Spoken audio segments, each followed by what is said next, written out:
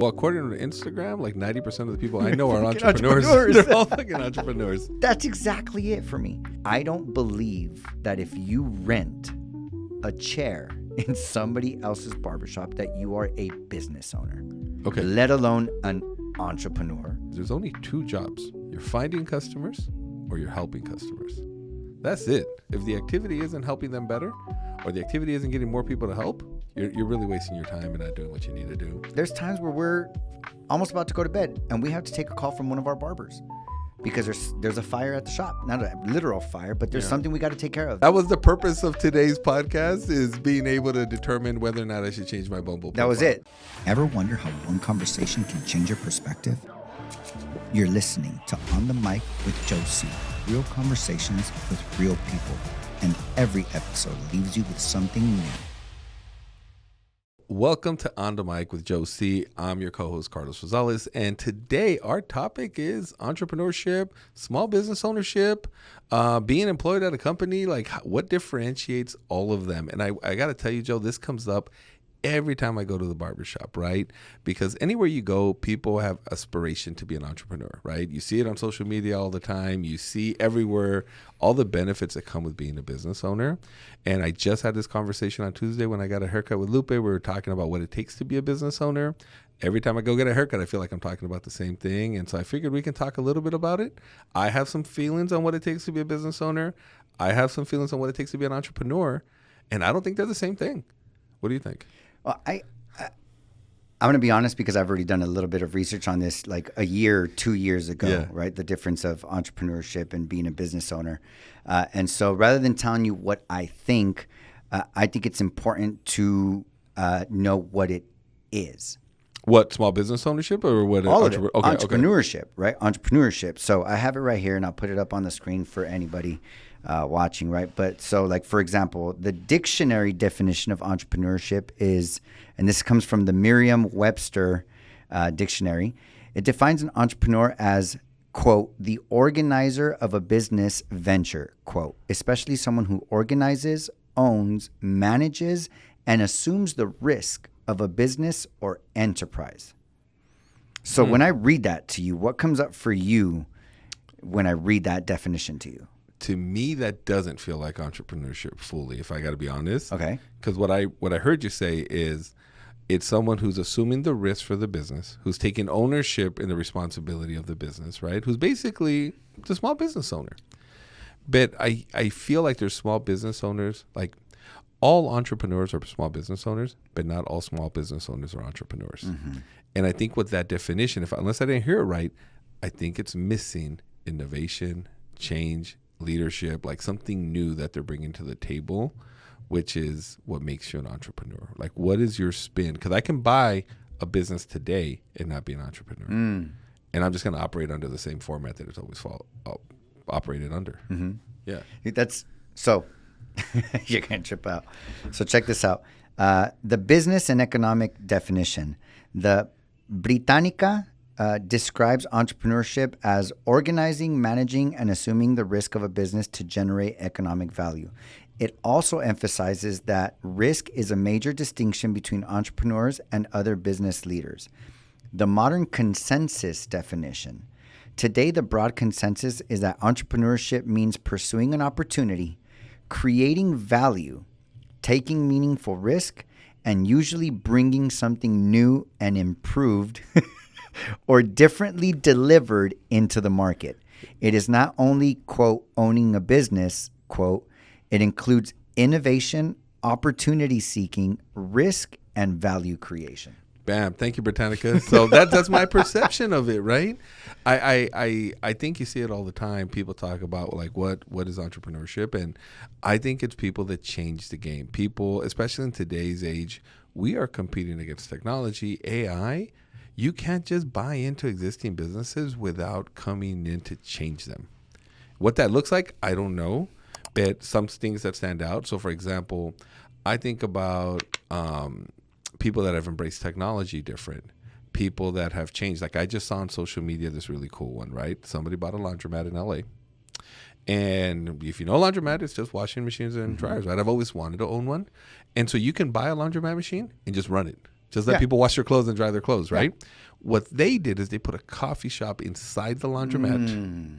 So take advantage of that space, created a coffee shop, changed the whole vibe. It looks really cool. Looks like the inside of a regular coffee shop.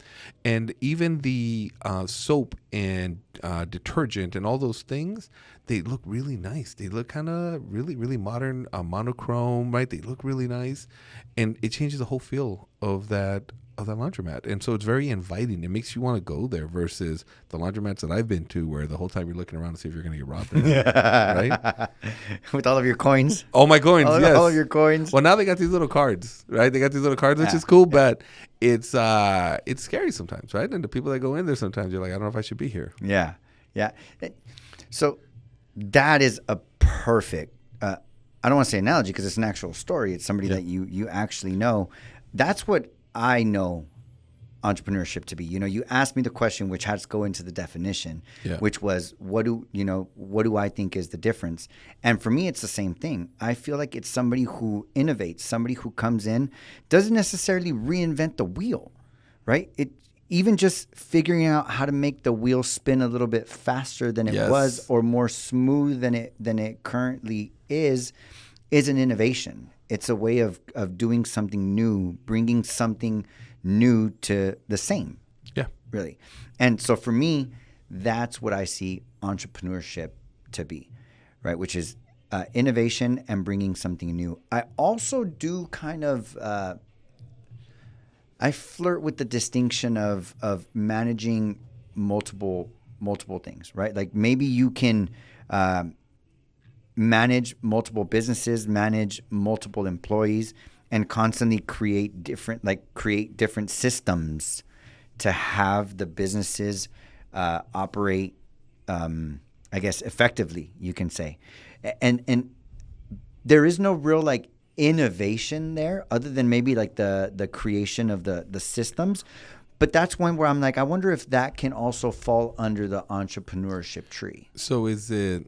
So someone who's always looking for opportunities to start a business and maybe is branching out into different things in different sectors, is that what you're talking about? No. Like for example, one of the definitions says organizing and managing, right? Like for example, me with the barbershop, I don't just people don't just come and get their haircut and the barber, there's a system, right? Like the barber comes in, we have a checklist to make sure that the drawer is good. That's a system that I created with Jasmine to make sure that the box and the cash and the till is always right.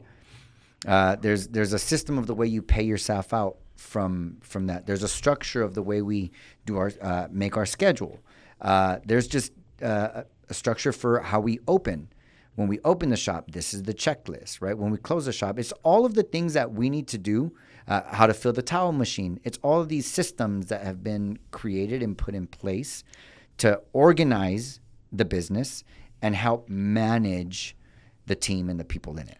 That was created by you. That's not just the normal process by which people manage barbershops. I don't know, right? From what I can say, a lot of people just wing it. There's no actual system. That's what I assumed. You turn the lights on, plug everything in, and let's go. Let's start giving people fades. Yeah. Okay. No, and that's another thing that right now that you said, I come in and it's just go, right? When it comes to entrepreneurship, I feel like in the last 5-10 years, it's been something that's been super glorified. Everybody wants to be a business owner, and everybody wants to own a pop-up, and everybody wants to be an entrepreneur, right? You see it. And I respect the hustle. Well, according to Instagram, 90% of the people I know are entrepreneurs. They're all fucking entrepreneurs. Yeah. And so that's exactly it for me. Yeah. I respect the hustle and the ambition. If you're putting entrepreneurship on your page, or I'm an entrepreneur and I'm a business owner, and you're out there and you're really putting in the work to even fake it till you make it, but you're putting in the work, respect. Right? If it's one of those things you're working towards and not just your feed shows all of your wins, but what do you got to say? What do you got to say? I'm just saying, I'm listening to you, but I'm just thinking about, does my Bumble say I'm an entrepreneur? Yeah. I feel my Bumble says you got to see what you got to change. Don't judge me. Don't judge me. They don't know. No, but you're right. You're right. I think people put it on there, and they maybe only post their wins, right? Or sometimes they might be posting like an alternative reality. Right? And I really do believe that that's what it is.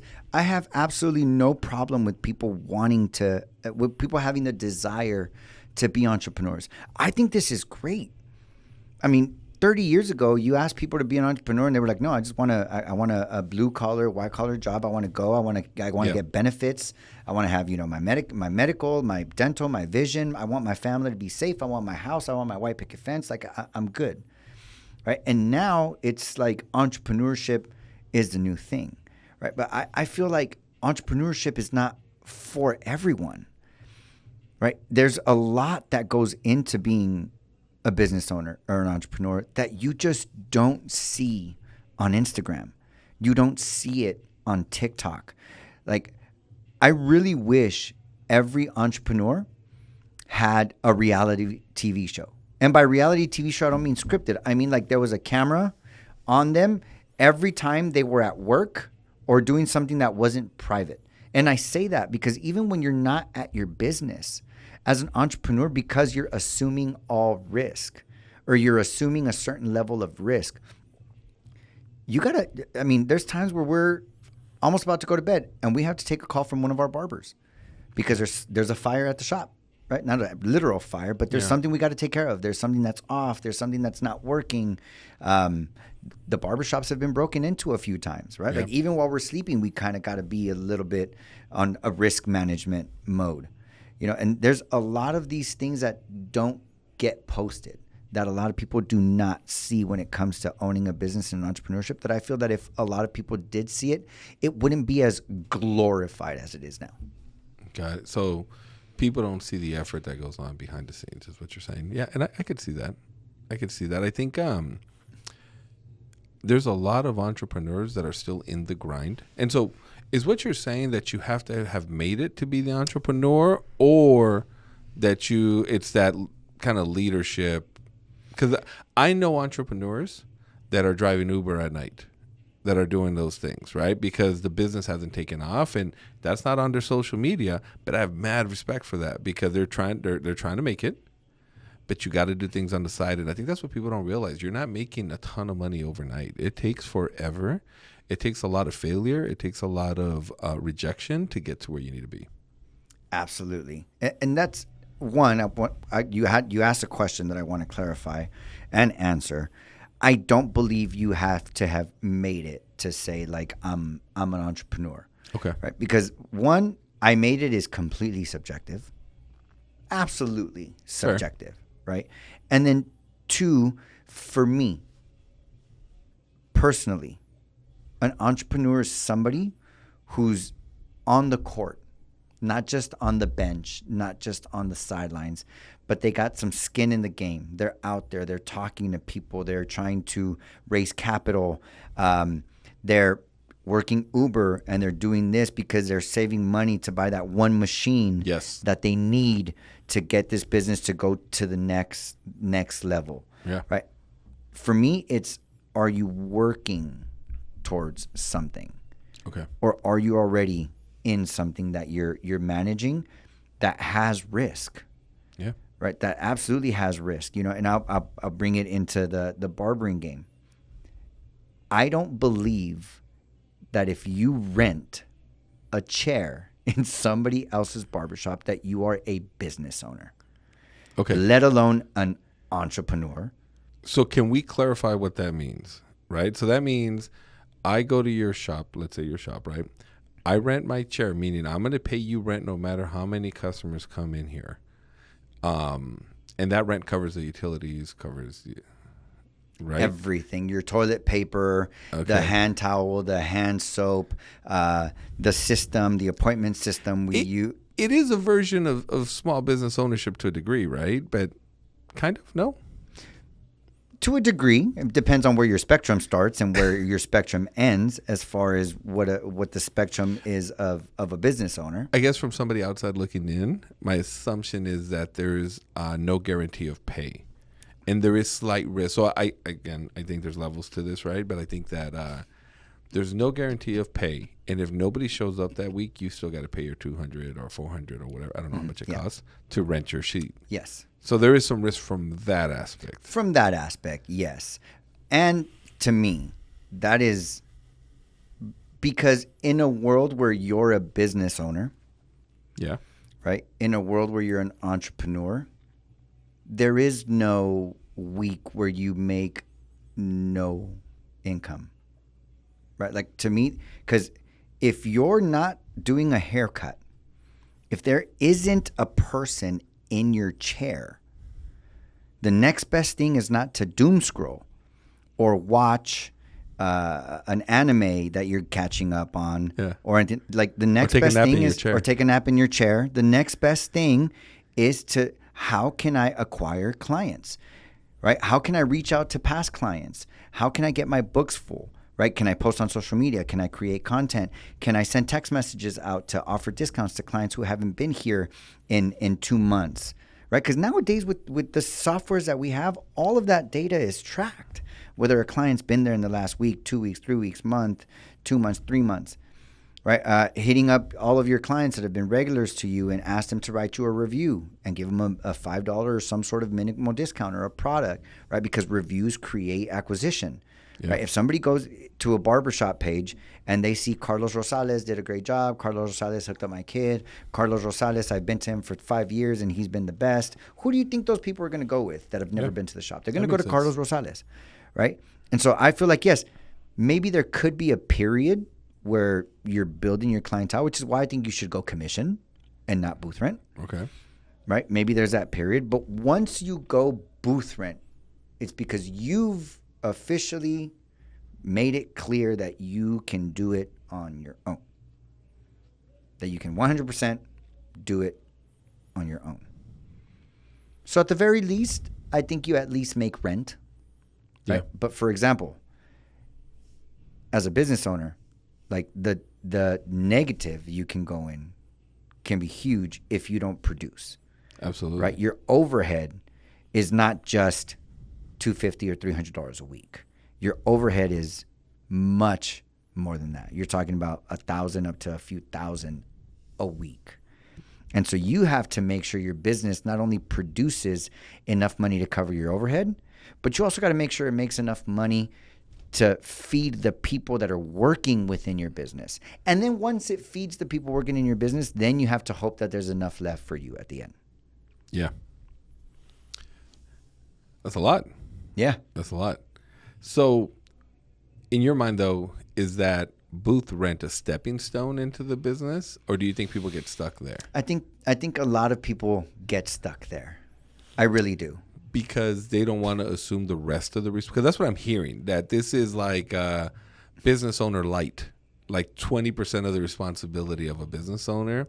So maybe that's the level of risk that they're satisfied with. Mm-hmm. But they don't have to design the systems. Mm-hmm. They don't have to supervise others, right? Which is part of being a business. They don't have to manage personalities, which I could just imagine in your industry, because I know what it's like in mine. They got to manage personalities. Yeah, they're not assuming any of that. So I guess I could see where you're talking about.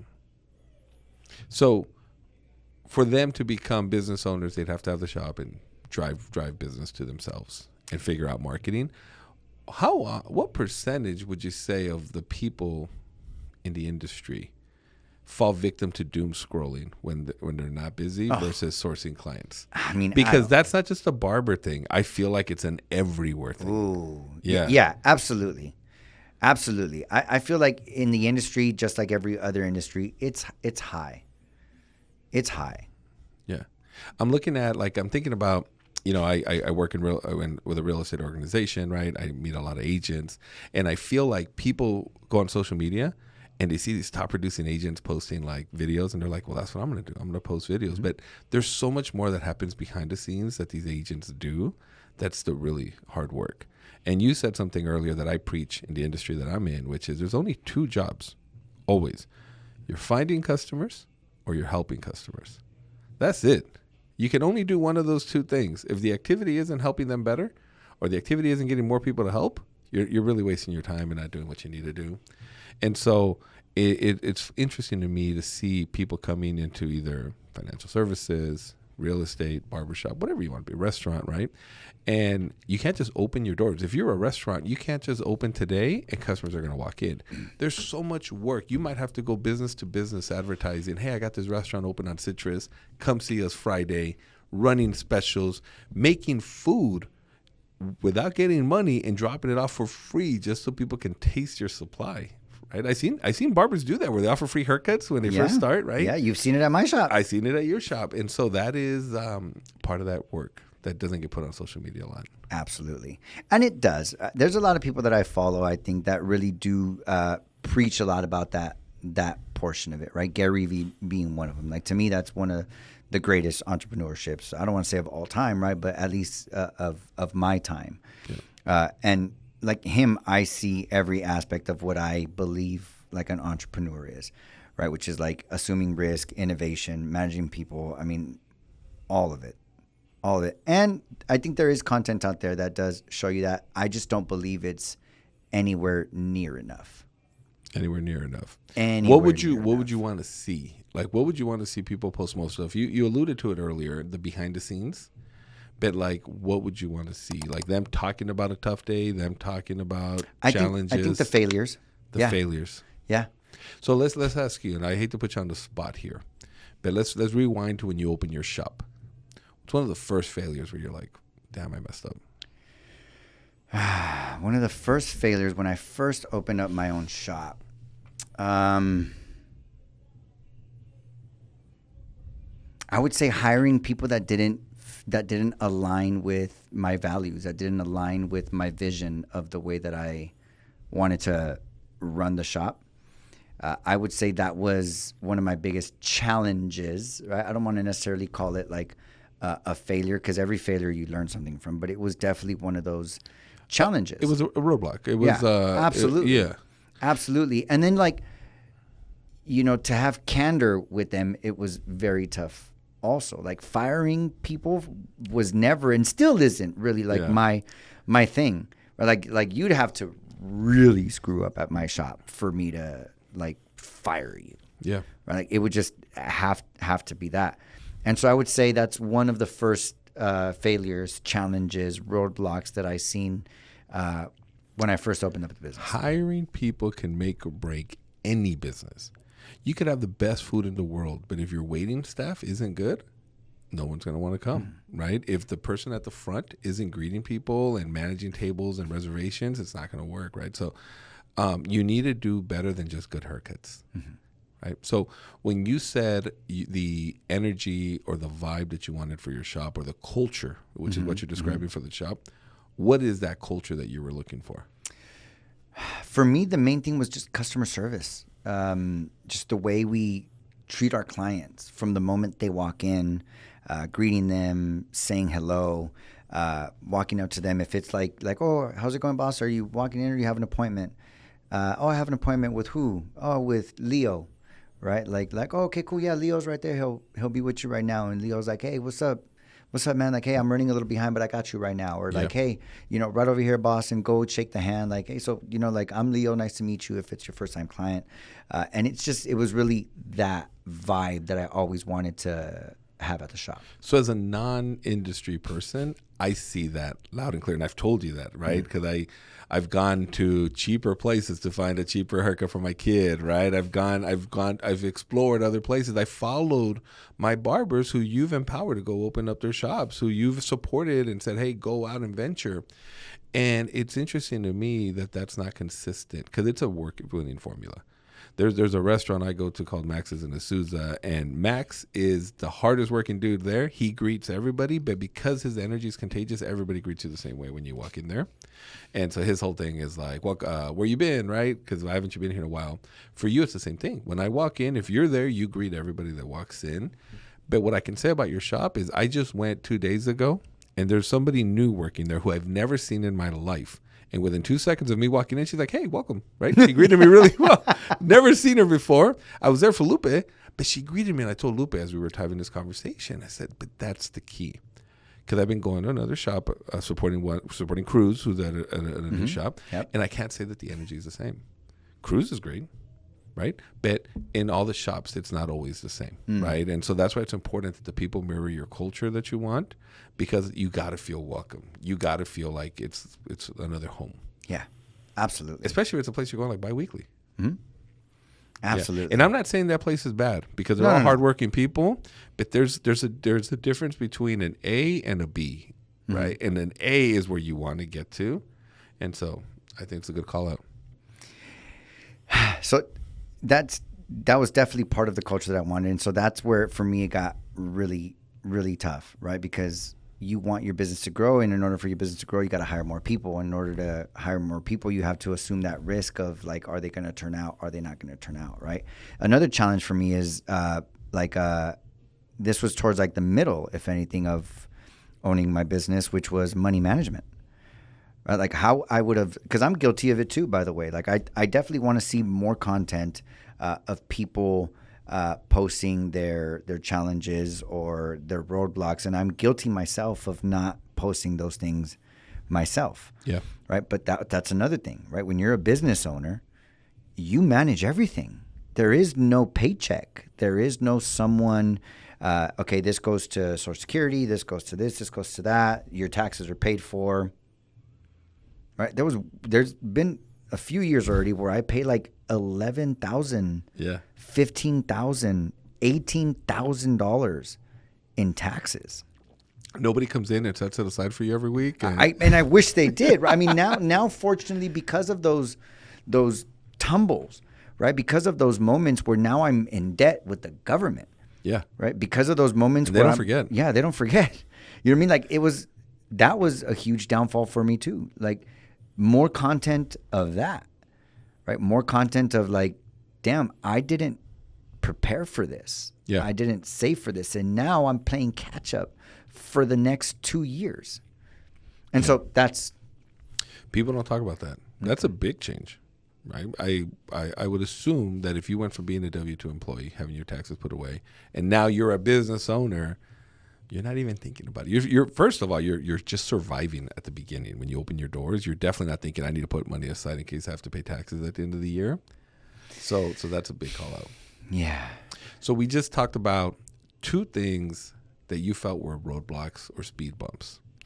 Where are some spaces where you felt like you innovated and took the shop to the next level? Because I think that's important for people to hear too.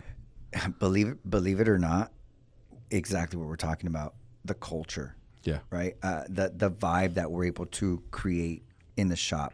Not saying that other shops don't do it. And I believe that there isn't very many that work on creating that culture, especially now post-COVID. There's one video I seen the other day that they said something that like really hit me. They said one of the things that we're not paying attention to is that we all like to shit on the culture of barbers and the culture of the barbershop and like how nowadays they're all like they think they're cool and this and that. But one of the things we're not taking into consideration is that pre-COVID, most barbershops were mainly walk-ins. Yes. And so when you had one person in each chair and there was 10 people in the waiting area, there was much more opportunity for interaction.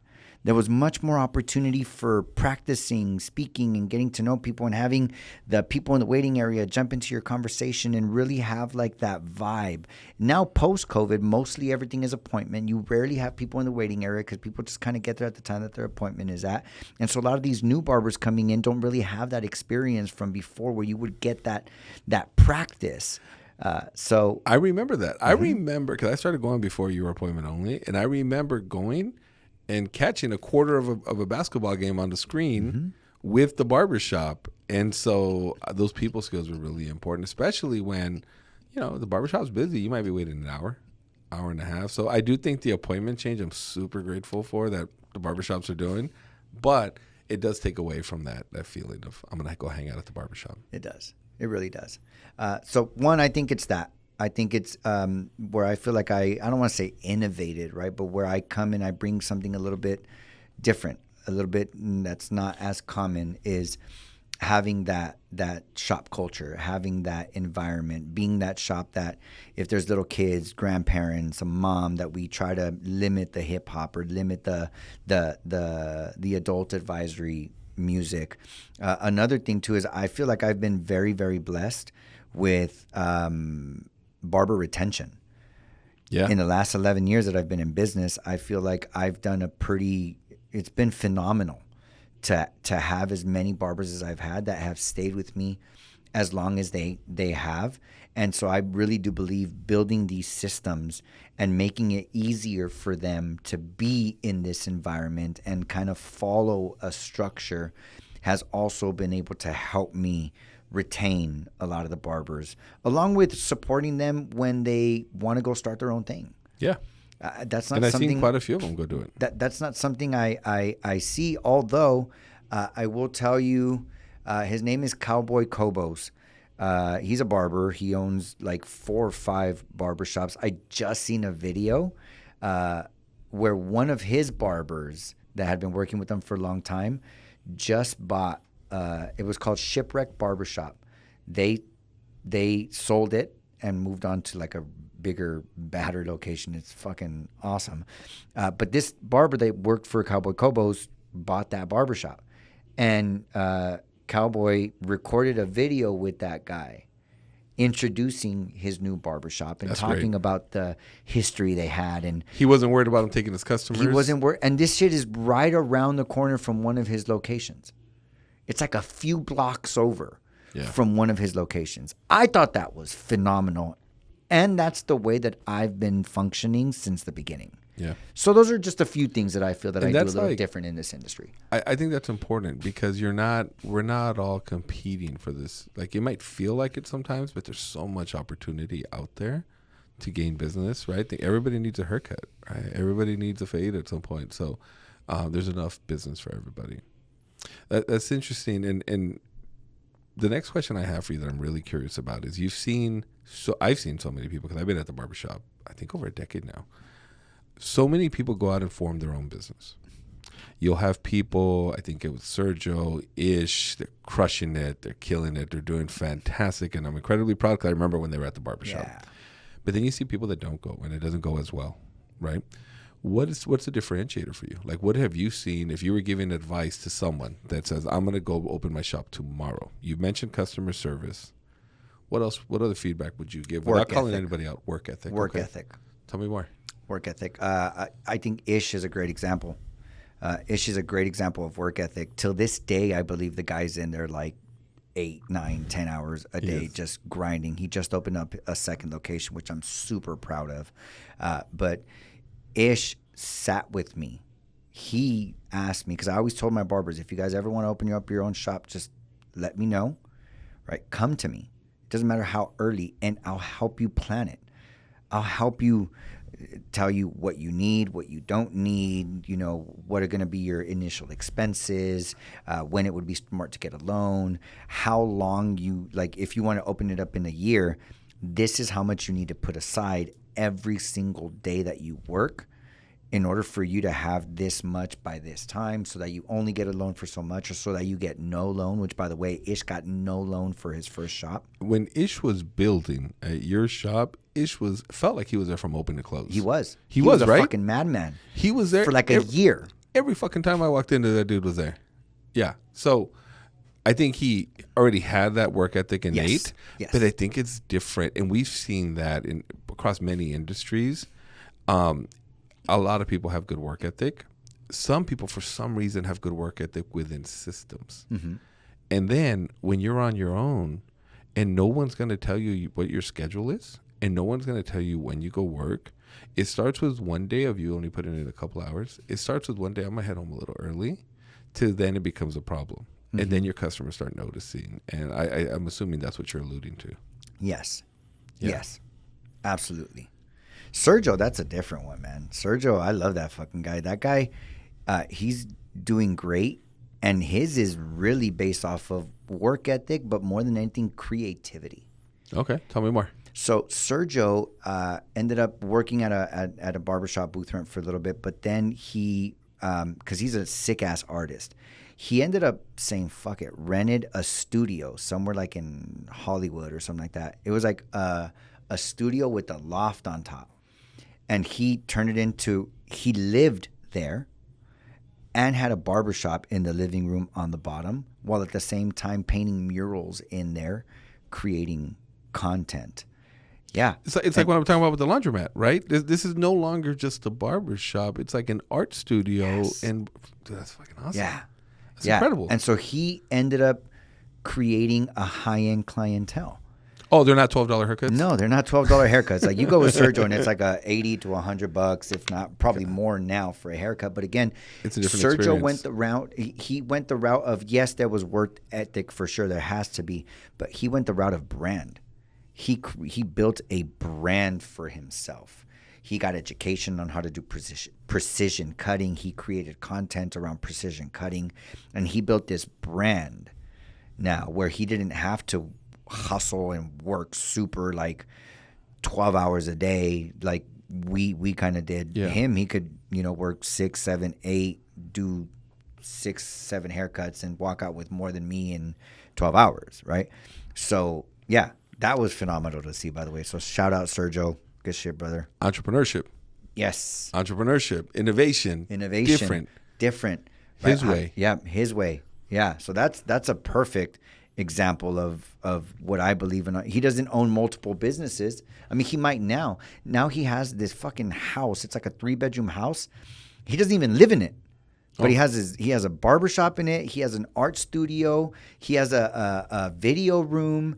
His now fiance does art too. She's also an artist. They collaborate together on art. They have it's like this mini fucking Rob Dyrdek little compound house. Okay. It's so sick. So sick. Check it out. I think it's BFR Studios and BFR Sergio on Instagram. Go ahead and check these dudes out. Sergio Betancourt. Fucking phenomenal human being. One of the best human beings I've ever met. True, super creative. You guys got to check him out. He's dope. Well, look, you continue to support him, right? Which I commend you for, and supporting your barbers and not looking at it as they're taking from me, right? But they're all going out and pursuing that. And I think there's a ton of barbers at your shop right now that I know are going to be supported by you when they grow and go into their own. But I think a good conversation around entrepreneurship, I think a good conversation around what it takes to be a small business owner.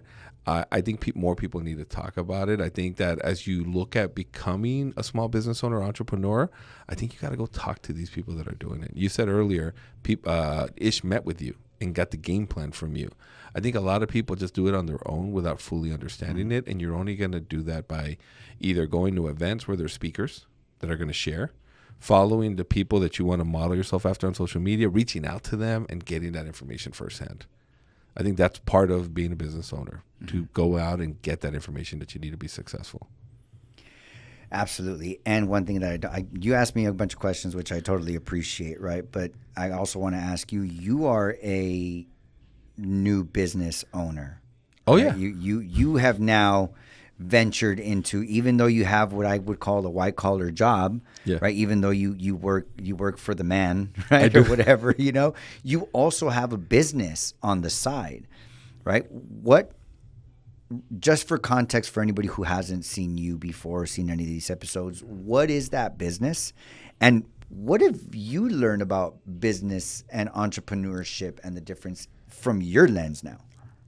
You know what? I'll share because I think I have something, and it's so my business, for those of you that don't know, is we're new homeowners concierge. So we are Anteater Home Solutions, and so when you buy a home, what we do is we make the process real simple. We set up all your utilities, and we make sure that any services that you need tied to your home, you can reach out to us, and we'll find you the service at the best price with the quality that you're looking for. So that's our value proposition. What I found, though, is that this isn't a very common business, but it's a need that I identified in the marketplace as I've been kind of meeting with realtors. And I said, hey, you know what? How can I enhance what they're doing? How can I develop something that doesn't take a ton of time, because I do have a day job, right? And how can I have something that can be grown, right? And magnified. And so right now we're about to hire some employees. So I'm really excited about the growth. I haven't told you about that yet, but we've been doing really well. And so the key here, my learning though, is that when it first started, nobody knew what it was, right? I would talk to people and they're like, wait, what do you do? And so I realized very early on that people would only know what I explained to them. So I had to tighten up what my explanation was. And I might have not done a great job. I blame the whiskey for that, right? But I had to, one, realize that I was responsible for marketing the business. There was nobody else sending flyers for me. There was nobody else posting on social media. There was nobody else that was going to go spread the word for me. And so I had to go talk to customers. I had to learn the systems. I had to develop what the processes are. So although my business is very small in scale, I have a process. When I get an address, this is the steps that I do to pull up everything that they need. This is when I set up the follow-up phone call.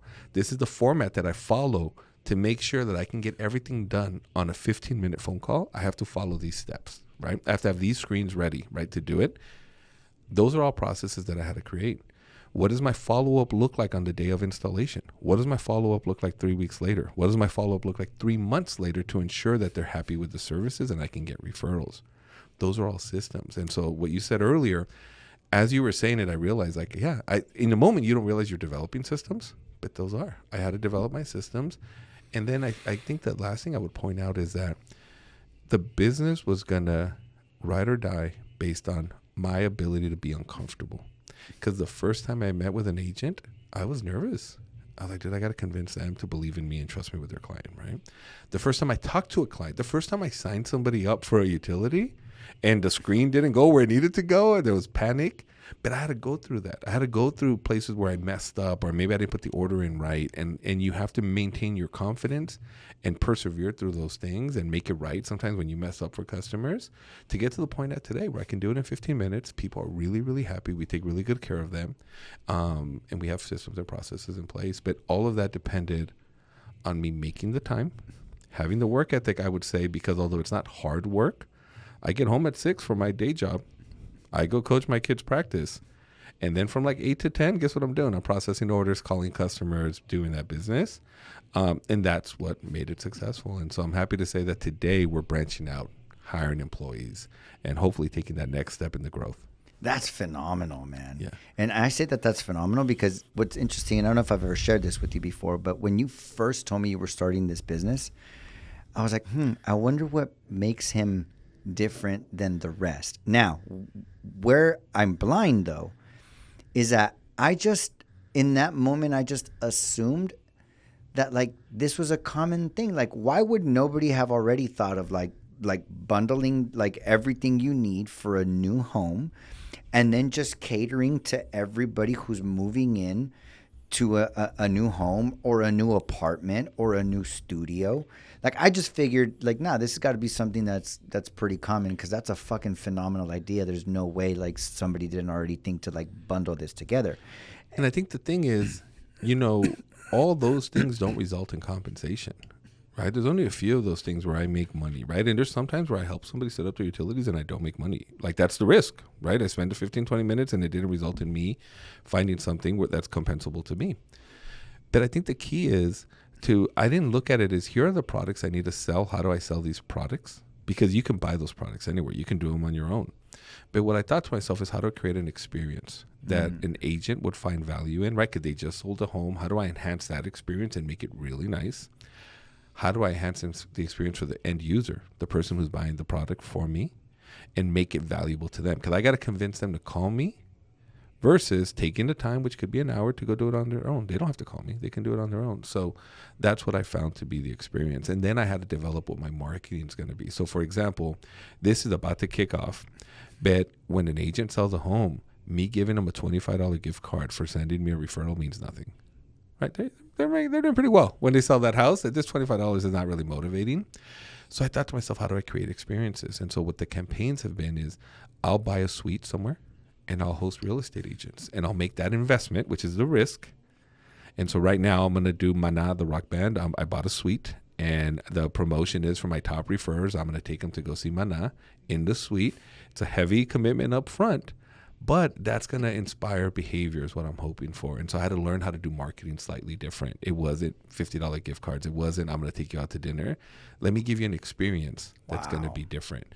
And next month we have Karin Leon. I'm taking 14 people to Karin Leon. So that's I think a little bit of the innovation of how do I do it different than others.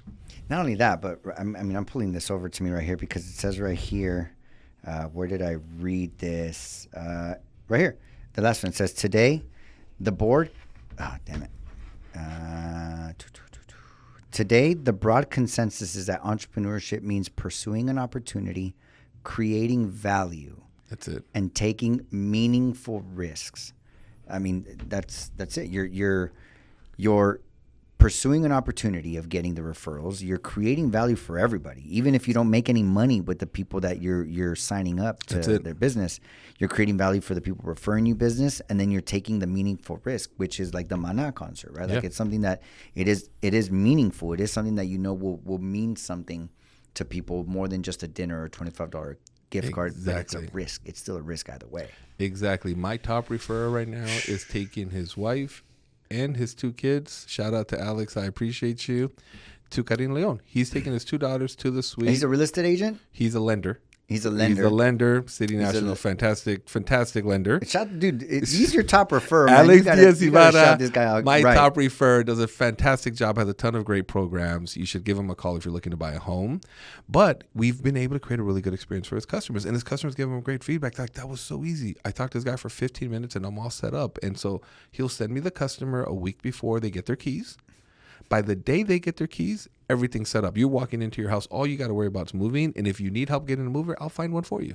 Like, I do all of that because that time is so stressful when you buy a house. There's so many things on top of mind. You're trying to figure out how to pay for it, how to do all these things. To have somebody just be there to kind of walk you through it, there's value in that. And it's at no cost to you, and it's a service that your agent or lender provides. So that's been the difference maker for us. And so I'm proud to say that it's good. It's going really well. That's awesome, man. That's awesome. And Alex, I don't know you, but whoever you are and whoever's listening, I'm going to put Alex's info in the description, His Instagram, his phone number, whatever, because that's fucking awesome. That's phenomenal that you create that for them. That's phenomenal that they take advantage of it. Like you said, he's taking his family to that concert. Entrepreneurship. I didn't realize I was. So maybe my Bumble profile is right. Yeah, maybe your Bumble profile is right. All right. Maybe it is right. I won't have to delete it now. Thank you. Thank you for helping me. That was the purpose of today's podcast, is being able to determine whether or not I should change my Bumble profile. That was it. By the way, thank you guys for coming along with us in this journey. You guys, it was kind of just for that. It was really just to figure out his Bumble account. Thank you. And I'm glad we were able to do that for you. Yeah. Carlos. And I'm not going to shout out my Bumble profile, but it is out there if anybody wants to find it. But I do want to shout out our sponsors. All right. And so we'll start with the original Clip Joint, right? We have 2 shops in San Dimas and in Covina. A terrific, you heard earlier, the energy at the shops is incredible. You're going to get welcome when you come. You're going to get a great haircut. There's a great staff there at both Covina and San Dimas. San Dimas, where we're at right now. If you call a number, somebody will answer. It's not going to be a robot. It's not going to be an automated service. You'll speak directly to the owners who will walk you through making an appointment. I go there, been going there for a decade. Tremendous service. And we have other sponsors. Yeah. So the other sponsor is Mastermind Clothing, MSTRMXND.com. We're about to drop some new stuff in a couple of months, but either way, we have some really good designs. Make sure you visit us, make your purchase. I actually will hand deliver everything for you because I still package everything and I put stickers and everything in there for you. So, shout out to Mastermind.com. I love the design of the shirts. Right, they're amazing. They're different. They're different from anything else that you'll find. But the quality is really good. Yeah, they feel good. That for us has always been like the thing. Like it's not a cheap product, right? Like price wise, but we can guarantee people that they get quality, that they're getting exactly what they're paying for. Yeah. And then Anteater Home Solutions. Yes, that's we kind of already did our promo. But if you're looking to save money on home services, please feel free to reach out to us. If you're an agent or a lender that's looking to partner, that wants us to help you enhance your experience, we'd love to hear from you and see how we can partner. Awesome. Carlos, anything else before we take off other than a cheers? Cheers, my friend. Cheers, my friend. Peace.